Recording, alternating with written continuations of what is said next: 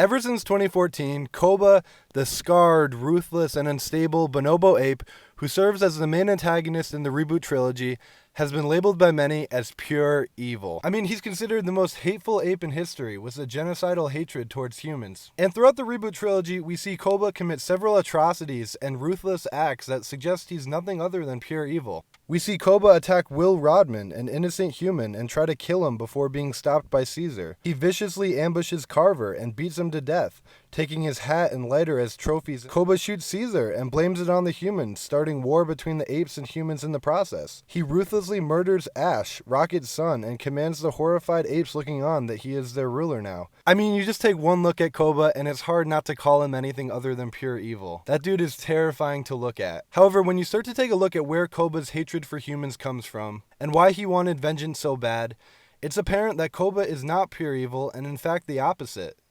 A tragic character. To get the full picture of who Koba was and his true backstory, I will be revisiting all three of the reboot trilogy films, along with Dawn of the Planet of the Apes Firestorm, a prequel book to Dawn of the Planet of the Apes that gives us further insight into Koba's backstory. Believe it or not, Koba was originally an innocent, kind, and friendly ape. In fact, Maurice states that Koba wasn't always like this, and that he has suffered more than any of the other apes.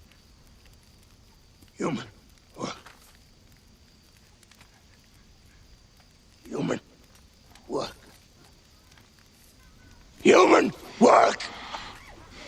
This line alone makes Koba too sympathetic and tragic to be considered pure evil. In Dawn of the Planet of the Apes Firestorm, it's revealed that Koba as a young ape was born into captivity at a primate research facility. It was here that Koba met Roger. Roger was the alcoholic and abusive handler of young Koba. One day when Roger was sent to put a leash on Koba to bring him back inside from playing, Koba tried to play a game with Roger.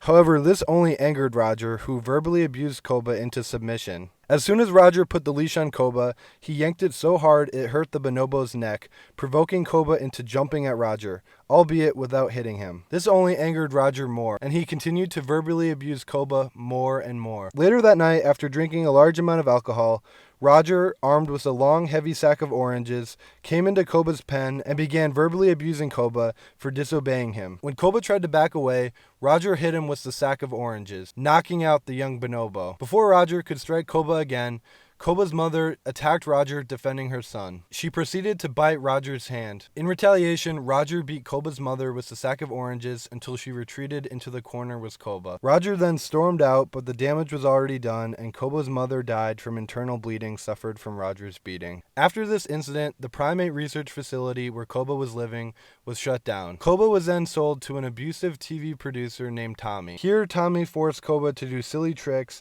and would electrocute or beat him whenever he showed the slightest signs of disobedience or incompetence. It was during this time that Koba met a young chimp named Milo, and the two became friends. This was of some comfort to Koba, but the two were never as close as Koba was to his mother. When Koba finally tried to defend himself from Tommy's abuse, Tommy punished Koba by scarring and blinding his left eye. He slashed it with a knife and then burned it with a lit cigarette. And this is of course how Koba got his classic scar and left eye. Just like Koba's previous primate research facility, Tommy's show was eventually canceled, and it was here that Koba and Milo were separated by animal control. From here on out, Koba spent many years as a lab ape during which he was experimented on countless times in horrific and painful ways by countless different scientists.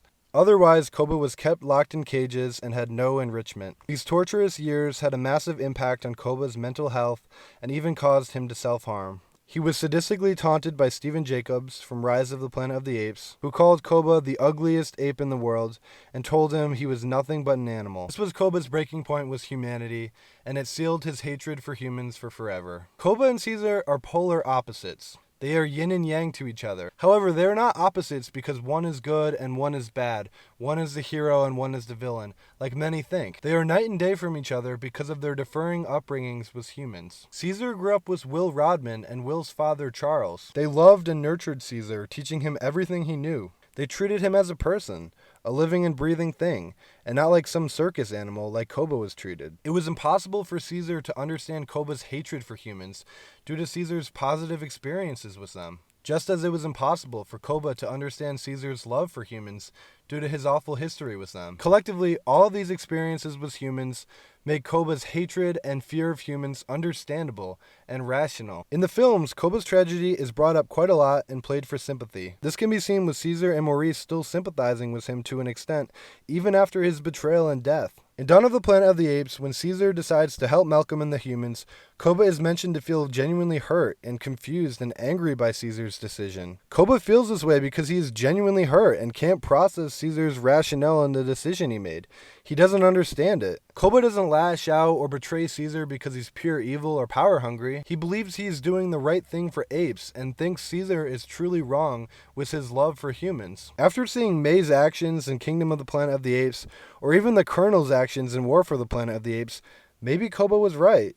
Humans will never be content with coexisting side by side with apes. They will always want full control and to put the apes back into the cages they were originally in. People tend to forget that Koba and Caesar were brothers. Koba was born in the same facility that Caesar was, and was one of the first genetically modified apes like Caesar. This led to Koba being one of Caesar's most trusted advisors. I mean, Koba literally saved Caesar and his son Blue Eyes from a bear. And after the attack, Koba consoled the scarred Blue Eyes and told him not to feel bad about his scars, as they show how strong he is. To classify Koba as pure evil and a villain is flat out wrong. This is even reflected in Koba's death. This can be seen as the apes mourn his death rather than celebrate it, even after Koba's tyranny and his betrayal. In the beginning of War for the Planet of the Apes, Caesar also appears to feel some level of remorse for killing him, and for not being able to understand his vendetta against mankind. And I think this is the key. Caesar was not able to understand Koba's need for revenge against humans. If I had to point to one flaw of Caesar as a leader, it would be this. He failed to see humans as the true threats they were, only after a lot of apes' lives were lost. This was something Koba knew all along. Both Koba and Caesar failed to concede in the slightest, and thought their feelings towards humans were the only correct answer. In reality, both of them had solid points, but a middle ground existed that both of them failed to see. Now, I'm not trying to excuse Koba for all of his actions. After all, he was an extremist. But the idea or law that Koba was pure evil is wrong. That is wrong. After making this video, I've been able to appreciate Koba as a character on a much deeper level, and I hope you're able to also. I think he truly is a misunderstood character, and I hope people start to see him for the tragic character that he is.